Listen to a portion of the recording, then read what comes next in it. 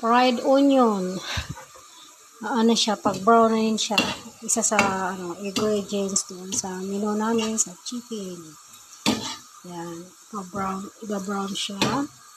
Tapos mamaya i-blender. I-blender yan. Para yung yung sabaw ng chicken ay maging kulay brown. Bali, ito pampakulay to. Papa-brown din siya. Pampakulay doon sa sabaw. Para magkulay brown yung sabaw. Yan. Pa-brown din siya. Para yung sabaw maging kulay brown. Pampakulay siya. Tapos i-blender siya kasama ang maghiwa din ng sibuyas na hindi siya pinirito. Sibuyas, bawang, kamatis. I-blender. Para sa ingredients sa chicken. Ingredients dito. Ayan, yung chicken. Mamaya lulutuin niya ng aking amo. Tapos maghihiwa ng kamatis, sibuyas. Ayan, brown na siya. Nag-brown na. Malapit na.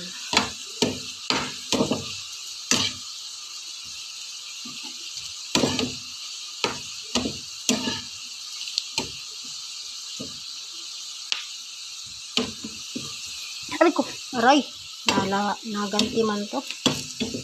Ayan, malapit na mag-brown. 5 minutes. Kailangan siya medyo maitim-itim. Para yung sabaw ng manok kulay itim. Tapos yung kanin namin kulay brown. Iaan ko yung pinakasabaw kasi nito, iaan sa kanin sa bigas, pansabaw sa bigas. Tapos yung kanin niya magiging kulay brown. Ayan ang kalalabasan niya. Ito ang purpose niya kung bakit pinipito ng kulay brown. Ayan ang purpose niya. Bakit siya pinapaganyan ng kulay.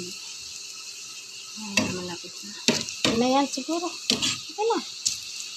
Ito na yan. Sunog na. Sunog na. Ayan, nasunog na.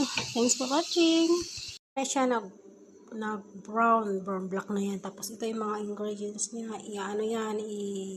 I-blender para sa sauce. Ayan na ang chicken. Pansasabaw niya dito sa chicken. I-blender mamaya ng aking amo. Thanks for watching.